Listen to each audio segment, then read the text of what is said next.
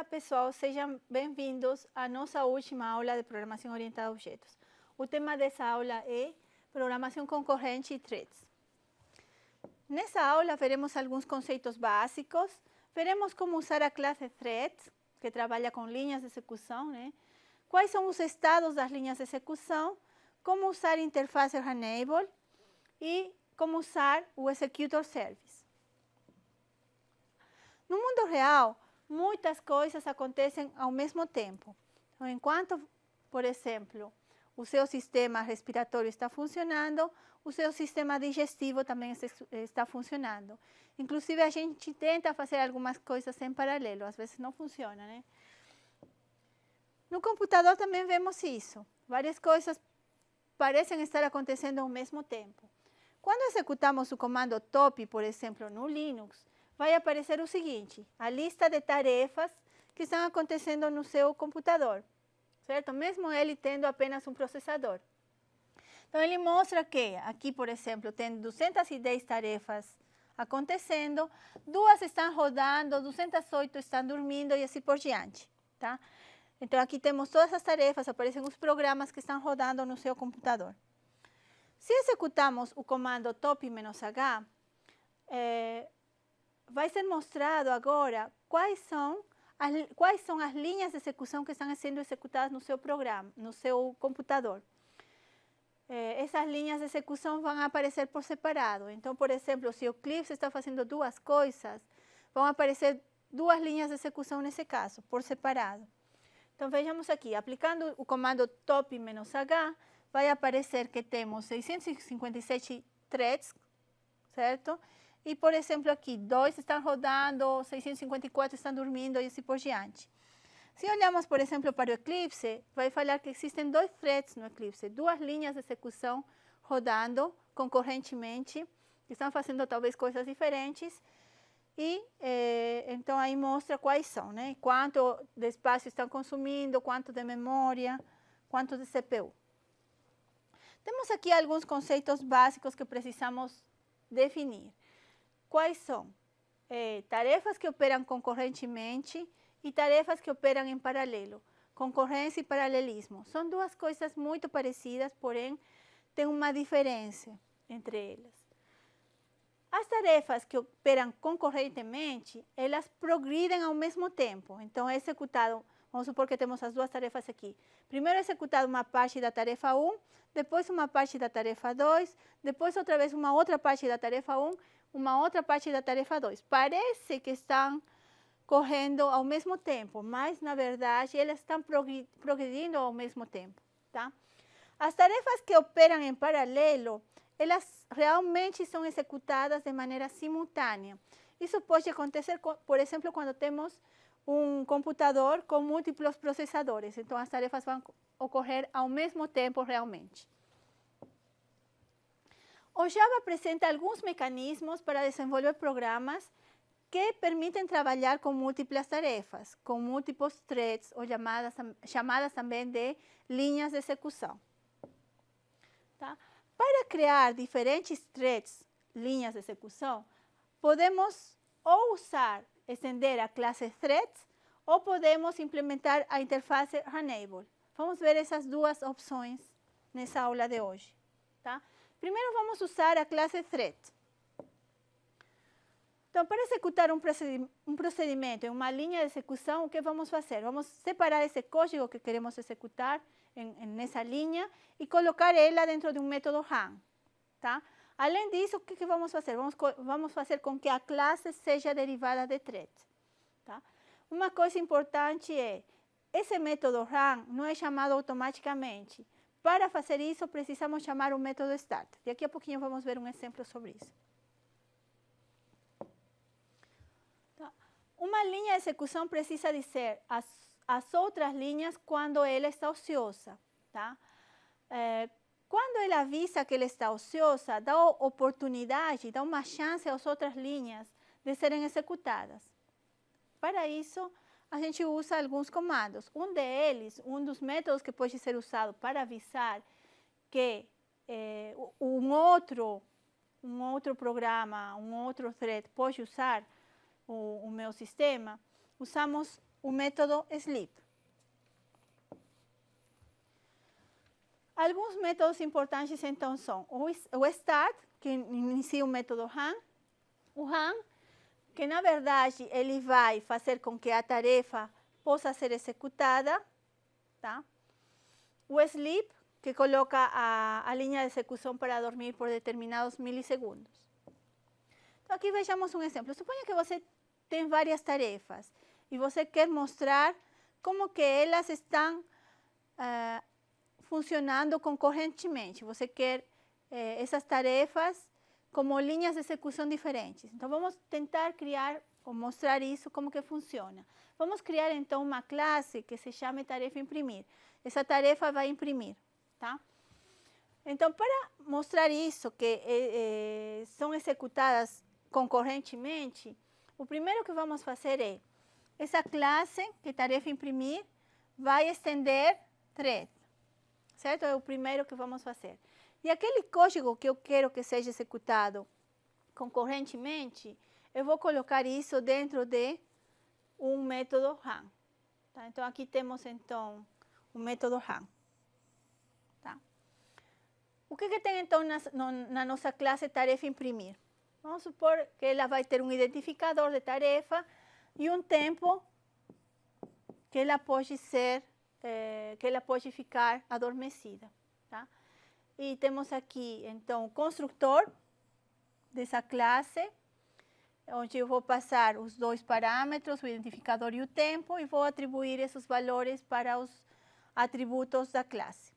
E o meu método RAM, onde vai estar o código que vai ser executado em linhas de execução diferentes, tá? Então, esse código, simplesmente, como exemplo, a gente vai colocar que ele vai imprimir a tarefa, que a tarefa está sendo executada, que número de tarefa, o ID da tarefa, e quanto tempo ela vai dormir, quantos milissegundos ela vai dormir. Tá? E depois vamos fazer com que essa tarefa durma por essa quantidade determinada de tempo. O que vai acontecer quando a tarefa dorme? Ela vai deixar que outras tarefas sejam executadas. Né? Então, vai acontecer isso de que uma tarefa executa uma parte do seu código, a outra tarefa executa outra parte, a outra executa uma outra parte, elas vão progredir no tempo juntas, né? E finalmente, então, aqui temos o tratamento de uma exceção. O sleep pode lançar uma exceção desse tipo, interrupted exception, quando alguém chama um método para interromper o adormecimento da tarefa, e nesse caso vai imprimir a linha de execução, né? E finalmente vamos imprimir a tarefa a tarefa X para o de dormir, tá bom? Então, o que estamos fazendo aqui? Estamos mostrando como que a tarefa vai funcionar. Ela vai imprimir uma mensagem, vai dormir por um tempo e depois vai falar que já parou de dormir. É isso, né? Quando fazemos, então, essa linha, o importante aqui, quando chamamos o método sleep, isso vai fazer com que outras tarefas que também estejam desejando ser executadas possam usar o sistema. Tá. E aqui temos o programa principal. Então, já criamos a nossa classe, que estende thread, e agora vamos a executar essas tarefas, tá? Vamos a chamar, na verdade, o método run de cada uma dessas tarefas. Vamos criar 3 tarefas aqui. A tarefa 1, que ela vai dormir por 200 milissegundos. A tarefa 2, que ela vai dormir por 1000 milissegundos. E a tarefa 3, que vai dormir por 900 segundos, tá? E agora eu quero rodar esses métodos que acabamos de criar, ou seja, quero rodar o método run de cada uma delas. Para rodar o método run, o que a gente faz é chamar o método start. Tá? Então, vamos fazer t1.start, t2.start, t3.start. O que vai acontecer? A tarefa 1 vai começar a ser executada e depois ela vai dormir por um tempo, vai deixar uma outra tarefa a ser executada, por exemplo, a t2 ou a t3, e depois essa tarefa 2 vai dormir um tempo e assim por diante, tá? Então, vamos ver qual que é o resultado. Então, saiu. Tarefa 1 vai dormir 2.000 milissegundos. Depois, deu lugar a que a tarefa 3 possa ser executada. A tarefa 3 foi executada e está dormindo por 900 milissegundos. Agora entrou a tarefa 2, enquanto as outras estavam dormindo, e vai ser executada a 1.000 milissegundos. Aí esperam esse tempo que elas dormem. E, finalmente, a tarefa 3 para de dormir, a tarefa 2 para de dormir, a tarefa 1 parou de dormir. Então, aqui a gente está vendo como elas estão sendo executadas de maneira concorrente. A gente criou vários threads, um para cada tarefa, e elas estão sendo executadas concorrentemente. Se executamos de novo esse mesmo programa, pode ser que a ordem anterior não seja a mesma. Vejam aqui que a ordem daquilo que foi impresso está diferente. Tá? As linhas de execução podem passar por diferentes estados. Vejamos quais são. São 4 possíveis: nova, passível de execução, bloqueada ou terminada. Essa bloqueada daqui ainda pode ser dividida em outros subestados, mas vamos considerar como um estado só. Tá? Então, temos 4 estados possíveis pelos quais as linhas de execução podem passar. A linha de execução é nova quando você cria ela com new. A linha de execução é passível de execução quando o método start é chamado. Tá? A linha pode não estar sendo executada ainda. Por quê? O sistema operacional que vai decidir quando executar ela ou não. Então, ela é passível de ser executada. A linha de execução está bloqueada quando tem várias possibilidades. Quando você chama um método sleep ou um método suspend, quando alguém chama um método sleep ou um método suspend. Quando a linha de execução chama um método wait. Quando a linha de execução está usando algum elemento de entrada e saída. Tá? Tem uma outra opção também, ela pode estar bloqueada quando a linha de execução tenta bloquear um objeto que está bloqueado por outra execução. Então, ela vai ter que esperar a que o outro objeto desbloqueie esse elemento. Tá? O quarto estado, então, é terminada. A linha de execução está terminada quando o método run encerra ou quando uma exceção não capturada encerra o método run. Certo? Então, aqui temos o diagrama dos estados. Então, a linha de execução pode ser nova, passível de execução, terminada ou bloqueada. Ela passa de nova a passível de execução quando você executa o método start, chama o método start. Ela passa de passível de execução a terminada quando o método run é concluído. Ela passa de passível de execução a bloqueada quando você usa o método sleep, quando você usa o método wait, quando é solicitada alguma operação de entrada e saída, quando é chamado o método suspend. E o contrário, ela passa de bloqueada para passível de execução quando o sleep foi concluído, quando foi chamado o método notify ou notify all, quando a operação de entrada e saída foi concluída ou quando foi chamado o método resume. Tá? Então, já vimos como criar uma thread usando a interface thread, né? A classe thread. Agora vamos usar a interface Runable. Se a classe já é derivada de uma classe diferente de thread, a interface Runable deve ser usada, porque a gente não tem múltipla herança no Java, certo? Então, como usamos então o Runable? Simplesmente agora, nossa classe que estávamos criando, tarefa imprimir, agora ela vai implementar Runable. Só isso, né? Temos de novo o nosso método run, o nosso construtor e os atributos da classe como estavam antes. Então, a única diferença agora é o nosso método run ficou igualzinho, tá? Igualzinho. Então, ele vai imprimir uma mensagem, vai dormir por X segundos.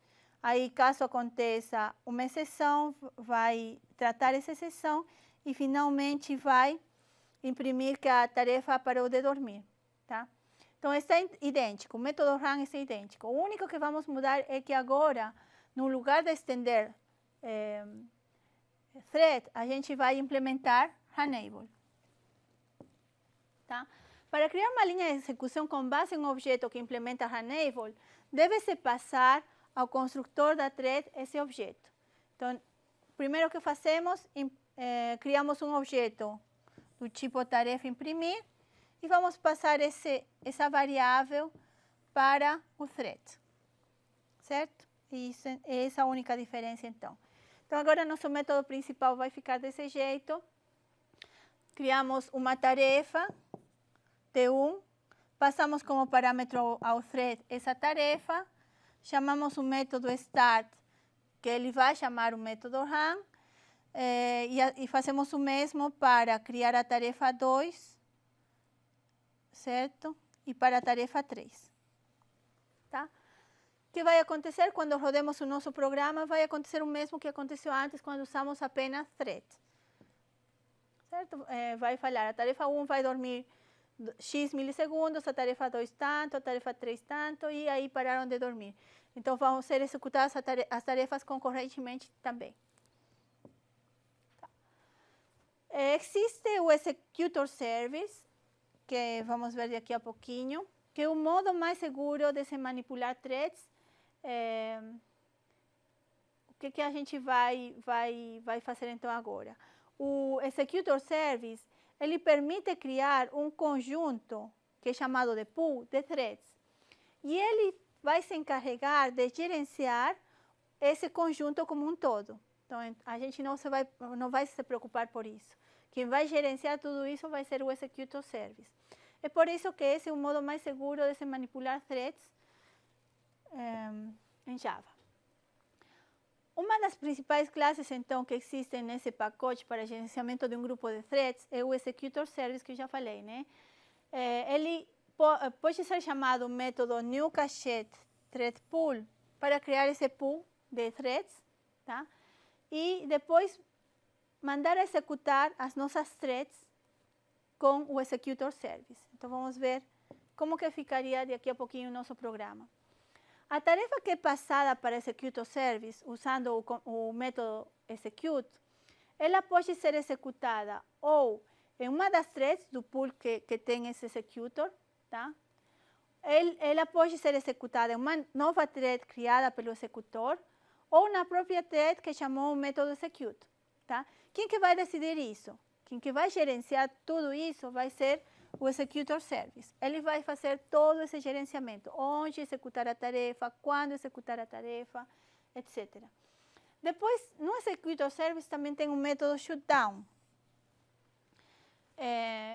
que vai notificar o Executor Service para parar de aceitar novas tarefas.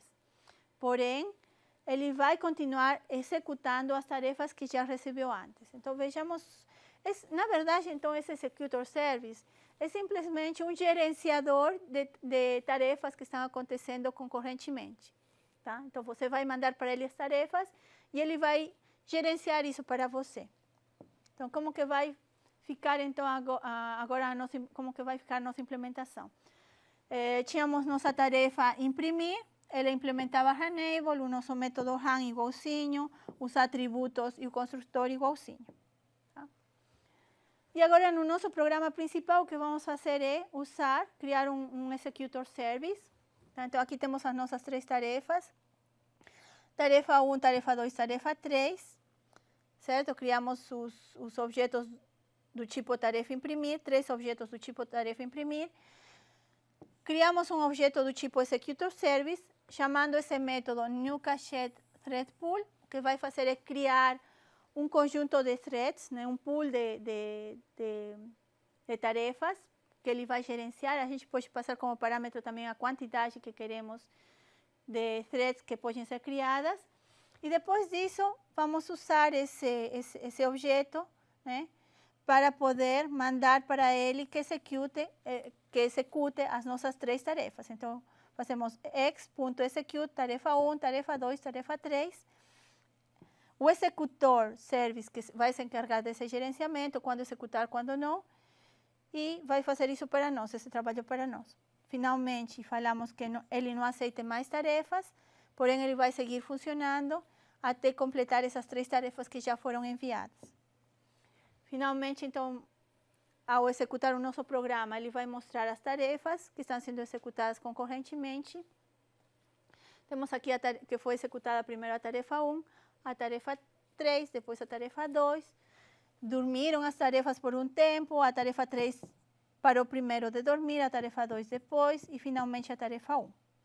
Estão então sendo executadas essas tarefas concorrentemente. Tá bom, pessoal? Então essa foi a nossa última aula de programação orientada a objetos sobre programação concorrente threads. Espero que vocês tenham gostado e até a próxima.